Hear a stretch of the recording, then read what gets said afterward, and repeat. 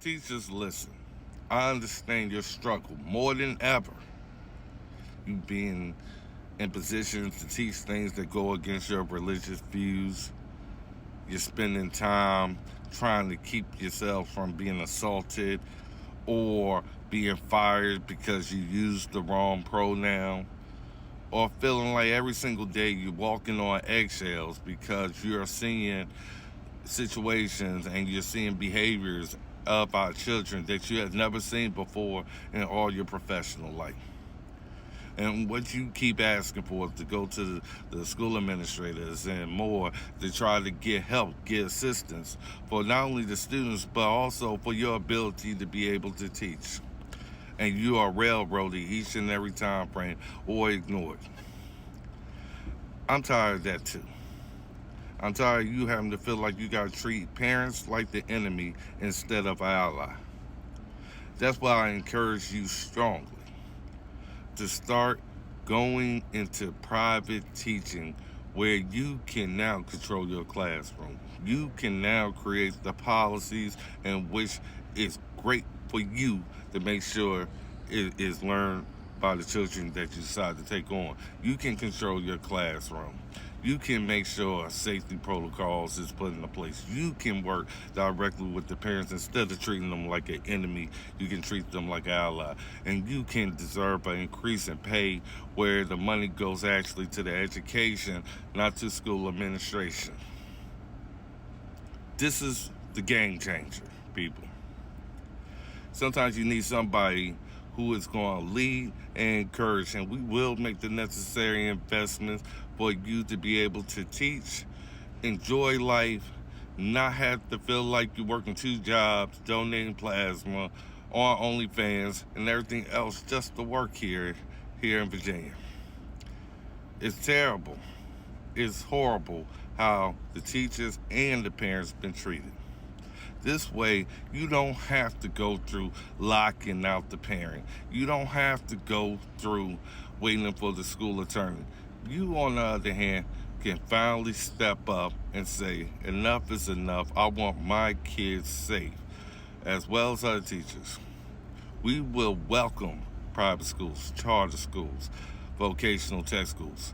We will welcome our kids being ready sooner than later in life. We will also welcome teachers to know you can teach and you don't have to deal with the bureaucracy of going against things that stand against your values and why you became a teacher. We want you to get back to teaching. The children want you to get back to teaching so they can enjoy their childhood and grow up and learn the life lessons that are necessary from the teacher and the parent relationship. We going to encourage those, not tear them apart. And this is the best way to do it. So I'm asking, even for communities all over, start talking to each other. Find out who teaches. Find out when they can be available. And start working together to build a school where our kids can learn, not where our kids get hurt. Merle Rutledge for Virginia Governor, 2025 for the Republican nomination.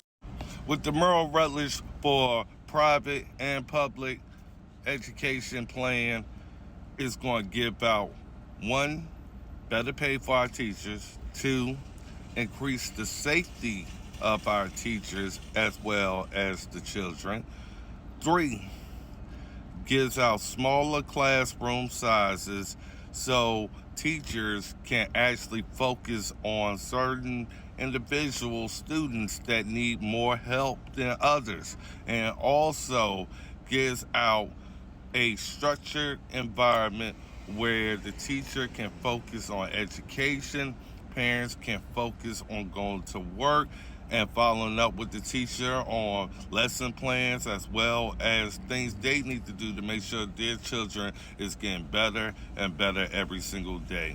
And this is the way to do it. Merle Rutledge, breath of fresh air, Virginia.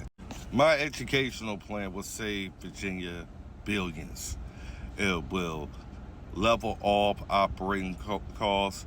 We can close down certain schools so this way more children are now being put into a school system that is able to meet their needs, but also have an alternative just in case the schools isn't the best place for them to learn. And it's nothing different than sending our kids to a government school.